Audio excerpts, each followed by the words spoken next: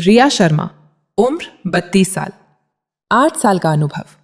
एक ऐसी अधिकारी जिसकी पहचान इस बात से नहीं है कि वो कहाँ रहती है, बल्कि इस बात से है कि वो कहाँ जाती है। वो एक ऐसी आईपीएस अधिकारी हैं जिसका नाम दो चीजों का पर्याय है: बेहतरीन नतीजे और अडिग विरोध। रिया तेज है, बहुत होशियार। वो उस महिला की तरह है जो पूरे खेल को समझती है, जबकि बाकी लोग अभी भी बोर्ड ही तलाश रहे होते हैं। वो कानून को लागू करने के लिए एक सर्जन जैसी सटीक और एक सच्चे विश्वास पात्र जैसी निष्ठा का इस्तेमाल करती है। आम आदमी के साथ वो जमीन से जुड़ी रहती है, लेकिन ताकतवर लोगों के साथ वो बेहद सख्त और माफ न करने वाली है। उसका एक ही नियम है: कानून में कोई समझौता नहीं होगा। लेकिन एक ऐसे सिस्टम में जो अक्सर समझौतों में फंसा रहता है, रिया की ईमानदारी उसे एक निशाना बना देती है। वो एक ऐसी आवाज है जिसे ताकतवर लोग दबा नहीं सकते, इसलिए वे उसे दूर भेजने की कोशिश करते हैं।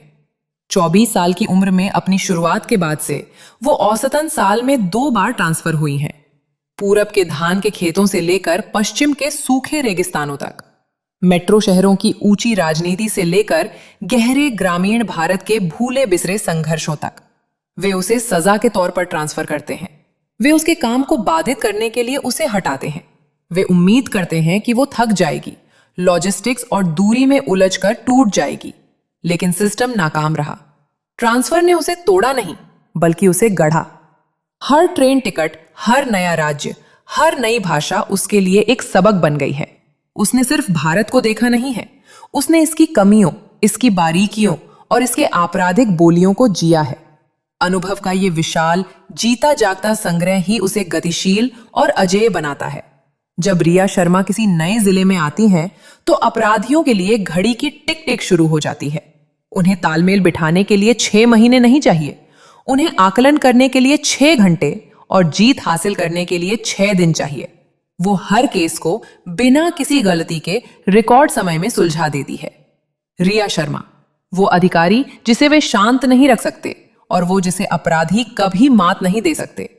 वो इस बात का जीता जागता प्रमाण है कि सच्चा अनुभव एक जगह पर बिताए गए समय से नहीं, बल्कि हर सीमा के पार न्याय की अथक खोज से मापा जाता है। वो नॉर्थ स्टार की बंजारा हैं, हमेशा चलती रहती हैं, और जहां अंधेरा छिपा होता है वहां हमेशा रोशनी करती हैं। रिया शर्मा के जीवन की गति कभी धीमी नहीं होती। एक और ट्रांसफर का आदेश आया, एक और नई जगह, एक और नई चुनौती। रिया अभी अभी इस नए शहर की धूल और शोर के बीच पहुंची है। सामान अभी आधा ही खुला है। नई पोस्टिंग पर आए हुए 1 दिन भी पूरा नहीं हुआ है जब अचानक उसके सेल फोन की रिंगटोन बजती है। वो जानती है कि ये कॉल उसके नए जिले के जूनियर अधिकारी की है, जिसकी आवाज में घबराहट साफ है। रिया, जो इस समय अपने साधारण कपड़ों में है, शायद एक टी-शर्ट और जीन्स, की आंखों में तुरंत चमक वापस आ जाती है। थकान एक झटके में गायब हो जाती है। वो अपने जूनियर को बीच में टोकती है, लोकेशन। ब्रीफिंग नहीं, बस लोकेशन बताओ। लोकेशन मिलते ही फोन कट जाता है।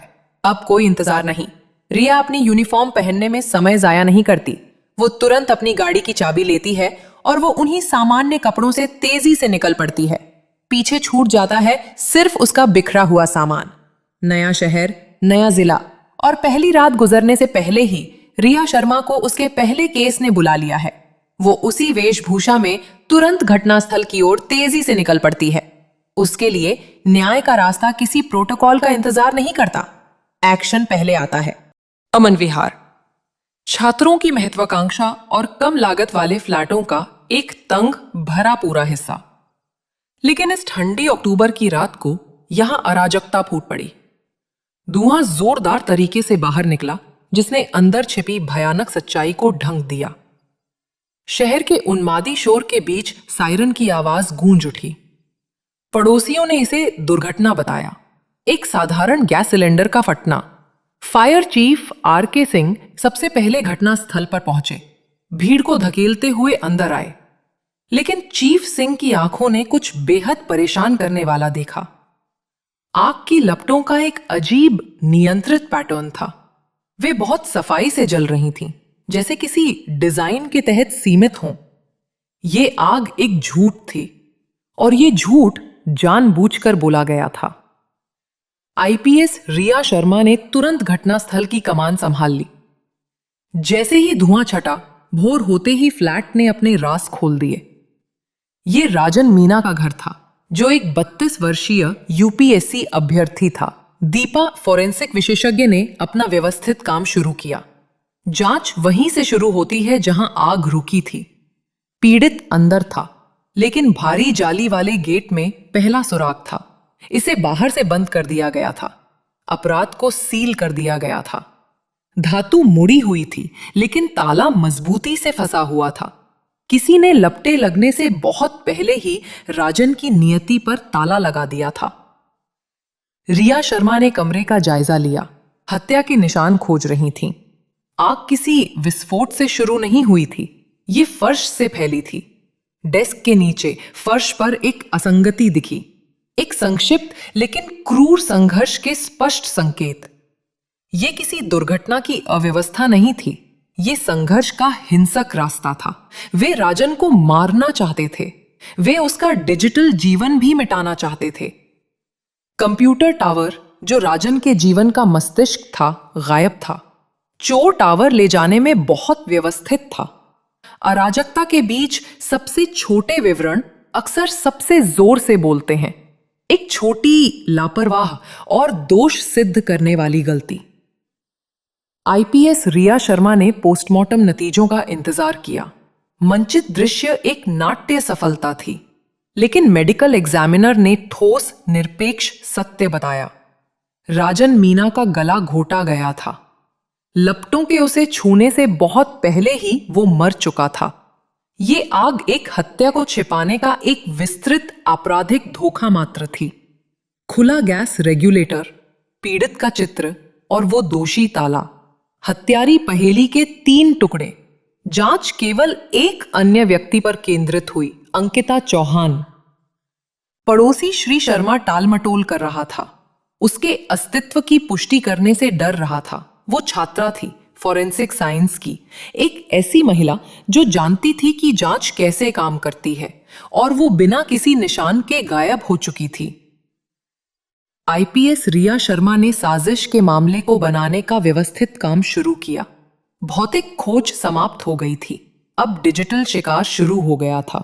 वो सामान्य कड़ी की तलाश में टुकड़ों की समीक्षा कर रही थीं। राजन की डिजिटल उपस्थिति को मिटाना, अपराध स्थल पर छूटी घातक गलती। अंधेरे में सफर शुरू हो चुका था। उसने अपना बैग उठाया, आने वाली लंबी रात के लिए तैयार। पुलिस में 3 लंबे दिनों तक अपराध स्थल को नियंत्रित किया। पूरे पड़ोस में बेचैनी थी। सुरक्षा का साधारण मुखौटा हमेशा के लिए टूट गया था। जांच की घड़ी चुप्पी के खिलाफ टिक टिक कर रही थी। पूरे मामले की कुंजी 18 दिनों की चुप्पी थी। वो चुप्पी जो जल्द ही एक भयानक कबूलनामे में टूट जाएगी। आग ने झूठ बोला। खोज शुरू हुई, लेकिन अंकिता चौहान को चकमा देने के तरीके पता थे। भौतिक तलाशी व्यर्थ थी। वो इतनी चालाक थी कि उसे आसानी से नहीं पकड़ा जा सकता था।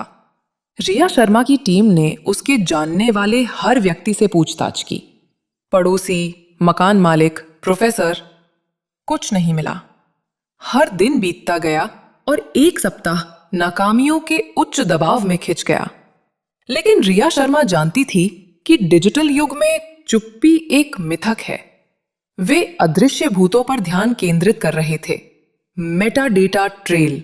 उन्होंने राजन के दूसरे बर्नर फोन के रिकॉर्ड का विश्लेषण किया।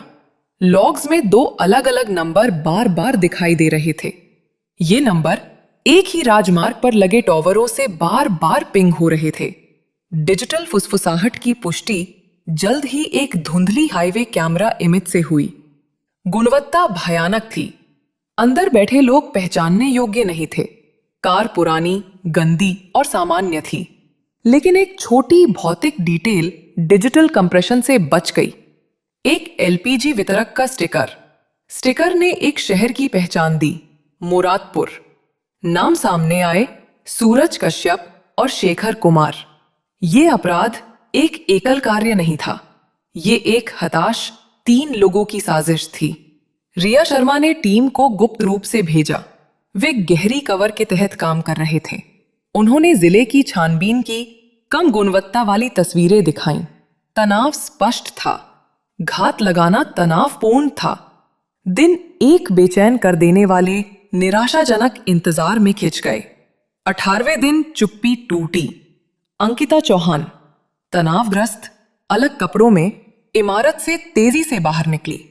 वो घबराहट में पीछे मुड़कर देखती है। वो थकी हुई लग रही थी। उसका मुखौटा आखिरकार टूट गया था। अंकिता ने इंतजार कर रहे एक ऑटो रिक्शा में छलांग लगाई। पकड़ना तेज, क्रूर और पेशेवर ढंग से किया गया। दरवाजे धड़ाम से बंद हुए। हिंदी में आदेश चिल्लाए गए। योजनाकार की अकर की जगह हथकड़ी की वास्तविकता ने ले ली। धातु की खट की आवाज ने उसके भागने के अंत का संकेत दिया। पूछताछ कक्ष के अंदर चुप्पी भारी थी। आईपीएस रिया शर्मा अंदर आईं, जो शांत, सटीक अधिकार का प्रतीक थीं। रिया शर्मा ने मृत शिकार राजन की तस्वीर उठाई। अंकिता ने उनकी आंखों में देखने से इनकार कर दिया, केवल मेज की सतह को घूर रही थी। शुरुआती झांसा विफल हो चुका था। सबूत जमा होने लगे। फिर वो छोटा भौतिक साक्ष्य आया जिसे उन्होंने अनदेखा कर दिया था। रिया शर्मा ने पिंक हेयर क्लिप की तस्वीर मेज पर रख दी। ठीक अंकिता के सामने संयम का मुखौटा उतर गया। अंकिता के हाथ कांपने लगे। मनोवैज्ञानिक दीवार टूट गई। उसने बोलना शुरू किया। उसने एक सही अपराध की विषाक्त साझा कल्पना का खुलासा किया। अन्य 2 साजिशकर्ताओं को भी जल्द ही पकड़ लिया गया। इस योजना में 3 चेहरे शामिल थे, 3 भयानक मुखौटे। साजिश की पुष्टि हो गई। जांच अभी शुरू हुई थी। इकबालिया बयान केवल आधी कहानी थे। आग का मंचन ही मुख्य था। आईपीएस रिया शर्मा ने सावधानी पूर्वक फॉरेंसिक पुनर्गठन की निगरानी की। दीपा ने पुष्टि की कि आग बाहर की ओर और नीचे फैली थी। इस पैटर्न ने त्वरकों, एक्सेलरेंट्स के उपयोग की पुष्टि की। मंचन के लिए सटीकता की आवश्यकता थी। घी, तेल और अल्कोहल। विस्फोट नकली था। आग को सावधानीपूर्वक नियंत्रित किया गया था। सूरज, जो एलपीजी वितरक था, जानता था कि इसे दुर्घटना जैसा कैसे दिखाना है। गैस का उद्देश्य आग को भड़काना था, उसे शुरू करना नहीं। आग मौत का कारण नहीं, बल्कि एक पर्दाफाश थी। उनकी घातक गलती योजना में नहीं थी, यहां उनकी तकनीकी हेकड़ी, टेक्नोलॉजिकल हुबिस में थी। वे यह समझने में विफल रहे कि हर घने शहर में खामोश डिजिटल गवाह होते हैं। वारंट ने आसपास के हर कैमरे तक पहुंच की अनुमति दी। फुटेज धुंधला था, लेकिन समय मोहर, टाइम स्टैम्प अखंडनीय थी। उन्हें आग लगने की सूचना मिलने से घंटों पहले गली में प्रवेश करते हुए कैद किया गया था।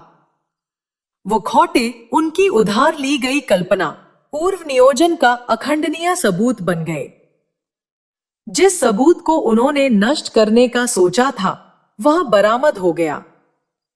हार्ड डिस्क में राजन का पूरा जीवन और उसके रहस्य थे। अब तीनों भद्दे चेहरे साक्ष्य की मेज पर पड़े थे। विदूषक, क्लाउन का मुखौटा, उनके विकृत हास्य का प्रतीक। नन का मुखौटा, गहरे व्यंग्य का प्रतीक। माइकल मायर्स का मुखौटा, उधार लिए गए आतंक का प्रतीक। शेखन ने कच्ची ताकत लाई, क्रूर पहला कृत्य। अंकिता ने योजना लाई, ताला लगाना और मंचन। सूरज उपकरण लाया, ज्वलनशील सामग्री और गैस। छोटा बेमेल विवरण अब निश्चित रूप से योजनाकार को घटनास्थल से जोड़ता था। मकसद कई परतों वाला था, अधिकार भावना और खुलासे के डर का मिश्रण। सूरज अंकिता को लेकर विषाक्त ईर्ष्या से भरा था। राजन के पास सबूत था जिसने उनके एक साथ भविष्य को खतरे में डाल दिया था। अंकिता ने हत्या को एकमात्र रास्ता माना। मकसद सिनेमाई नाटकीयता में लिपटी साधारण नफरत थी। इकबालिया बयानों ने उस ठोस सुनियोजित विकृति को उजागर किया जिसने हत्या को अंजाम दिया। इस पूरे भयानक षड्यंत्र की असली वास्तुकार खुद फोरेंसिक छात्रा अंकिता चौहान थी। विडंबना यह है कि उसकी सबसे बड़ी संपत्ति फोरेंसिक विज्ञान में उसका उन्नत प्रशिक्षण था।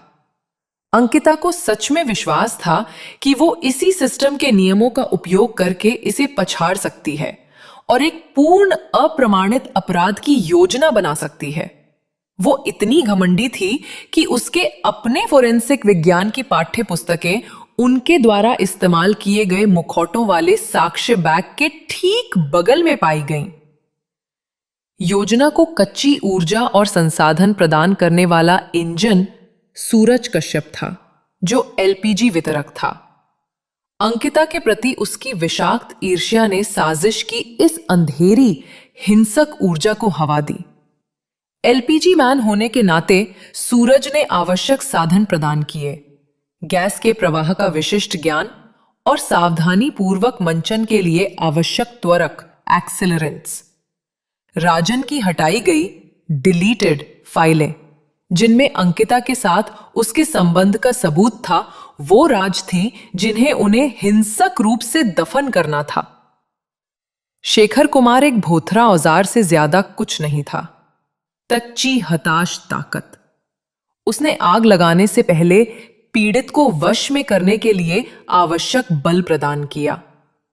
मंचन की जटिलता शुद्ध नाटकीय दिखावा थी, जिसे एक साधारण दुर्घटना जैसा दिखने के लिए डिजाइन किया गया था।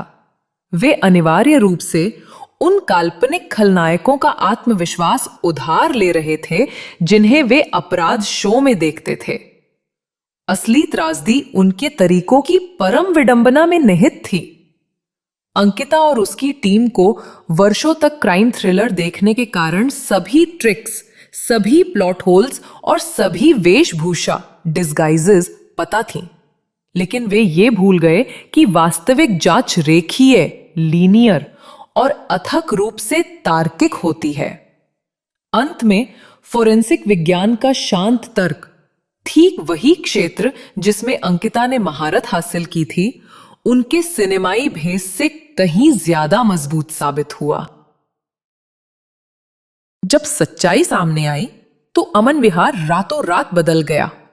सुरक्षा का साधारण मुखौटा टूट गया, जिसकी जगह डर और अविश्वास ने ले ली। मकान मालिक हर किराएदार और हर गैस सिलेंडर को शक की निगाह से देखने लगे। प्रदर्शन समाप्त हो चुका था, मुखौटे उतार दिए गए थे। ये मामला हस्ताक्षरित अखंडनीय इकबालिया बयानों के ढेर में सिमट गया था। आरोप पत्र तैयार किया गया और अदालत में जमा कर दिया गया। उनकी सभी तकनीकी जटिलताओं को एक साधारण मानवीय गलती ने हरा दिया। तीनों साजिशकर्ताओं को उनकी अलग अलग भाग्य के लिए भेज दिया गया। सूरज कश्यप एक अंधेरी संकरी सलाखों वाली जेल कोठरी में अकेला बैठा था। उसके चेहरे पर खिड़की से आती रोशनी की एक पतली सी पट्टी थी जो हार और पश्चाताप को दर्शा रही थी। वो झूठ जिसने आग लगाई, द फायर दैट लाइड, का मामला एक स्थायी सबक बन गया। आईपीएस रिया शर्मा और दीपा ने अंतिम रिपोर्ट की समीक्षा करते हुए निष्कर्ष निकाला कि सबसे खतरनाक झूठ वे होते हैं जो तकनीकी सत्य के भेष में आते हैं। वो छोटा निर्णायक विवरण जो कभी नहीं जला, वो गुलाबी हेयर क्लिप साक्ष्य बॉक्स में सुरक्षित रूप से सील कर दिया गया था। आईपीएस रिया शर्मा ने अपनी टीम के लिए मामले का समापन किया। उन्हें हमेशा शुरुआती लपटों से परे देखना चाहिए और उस दूसरी छिपी हुई कहानी को तलाशना चाहिए जिसे छिपाने की वो कोशिश कर रही थी। उन्हें विश्वास था कि वे सिस्टम से ज्यादा चालाक हैं, लेकिन सच्चाई को आग या कल्पना से इतनी आसानी से बुझाया नहीं जा सकता। आग शांत हो गई, लेकिन सच्चाई आखिरकार बोल उठी। अमन विहार में उस सर्द अक्टूबर की रात ने अंधेरा ला दिया था, जो अपने पीछे आग और धोखे का एक गहरा निशान छोड़ गई थी। लेकिन जैसे ही एक नए दिन की सुनहरी रोशनी इसकी गलियों तक पहुंची, न्याय भी आ गया। लोगों ने आईपीएस रिया शर्मा का स्वागत सिर्फ एक अधिकारी के रूप में नहीं, बल्कि उस संरक्षक के रूप में किया जिसने अंधेरे को दूर भगा दिया था। एक समुदाय जो कभी एक क्रूर झूठ से बिखर गया था, अब फिर से एकजुट खड़ा था। उन्होंने रिकॉर्ड समय में सुनियोजित धोखे के जाल को खोल दिया। आईपीएस रिया शर्मा के कार्यालय में रात की रोशनी मेज पर रखी अंतिम फाइल पर पड़ रही है। राजन मीना केस क्लोज्ड। ये केवल एक मर्डर केस नहीं था, ये एक मानव त्रासदी थी जो एक ही रात में पूरी तरह से गढ़ी गई थी। दिखावे के नाम पर की गई एक हत्या। अमन विहार की उस रात अंकिता चौहान ने न केवल राजन का गला घोटा, बल्कि उसने उस ज्ञान का भी गला घोट दिया जिस पर उसे इतना गर्व था। उसने सोचा कि फॉरेंसिक विज्ञान का उसका ज्ञान उसे अभेद्य बना देगा। उसने सोचा कि वो आग की कला का उपयोग करके सच्चाई को भस्म कर सकती है। लेकिन हर जांचकर्ता जानता है, कोई भी अपराध कभी भी संपूर्ण नहीं होता, क्योंकि मनुष्य कभी भी संपूर्ण नहीं होते। अंकिता ने योजना बनाई, सूरज ने ईर्ष्या में हथियार दिया, शेखर ने बल दिया। वे तीन मुखौटे थे जो अपने क्षुद्र जुनून के लिए बुरे सिनेमा की नकल कर रहे थे। उन्होंने कंप्यूटर चुराया, गैस का रिसाव किया और ताला बाहर से लगाया। हर काम पूर्णता के भ्रम के साथ किया, मगर उनकी अहंकार की इमारत में एक छोटी सी दरार रह गई, एक गुलाबी हेयर क्लिप। रिया शर्मा जानती थीं कि अपराध स्थल पर छूटी हुई चीजों से ज्यादा महत्वपूर्ण वो चीज होती है जो जगह से बाहर हो। वो पिंक हेयर क्लिप, वो अंकिता के उस हिस्से का प्रतीक थी जो अव्यवस्थित था, वो हिस्सा जो हिसाब नहीं लगा सकता था। ये इंसानियत का वो छोटा सा टुकड़ा था जिसे वे अपने शैतानी कृत्य के दौरान हटाना भूल गए थे। और फिर डिजिटल छाया। उन्होंने राजन के लैपटॉप को नष्ट कर दिया, लेकिन वे भूल गए कि हर फोन, हर ट्रांजैक्शन, हर जीपीएस पिंग एक याद छोड़ जाता है। उन्हें लगा कि उन्होंने राजन के डिजिटल जीवन को हटा दिया है, लेकिन उन्होंने केवल साक्ष्य को जटिल बनाया था। यह मामला तकनीक के बारे में नहीं था, ये ईर्ष्या, अधिकार भावना और डर के बारे में था। वे सबसे पुराने और सबसे तुच्छ मानवीय जुनून, ये जुनून किसी भी फॉरेंसिक मास्टर क्लास से ज्यादा शक्तिशाली साबित हुए। इस कहानी का सबक जागरूकता में निहित है। पुलिस के लिए सबक ये है, हमेशा पहचान के पीछे व्यक्ति को देखो। आग के धुएं में लिपटी पहली कहानी पर भरोसा मत करो। और हम सभी के लिए सबक ये है, क्रोध, ईर्ष्या और डर, ये तीनों त्वरक हैं। वे आग लगाते हैं, लेकिन वे तर्क को जलाकर राख कर देते हैं। अंकिता ने सोचा कि वो न्याय को निश्चित रूप से मात दे सकती है, लेकिन रिया शर्मा की अथक रेखीय जांच ने साबित कर दिया कि सत्य आग से भी ज्यादा गर्म होता है और ये समय से भी ज्यादा स्थायी होता है। आग मर गई, लेकिन सच बोल उठा।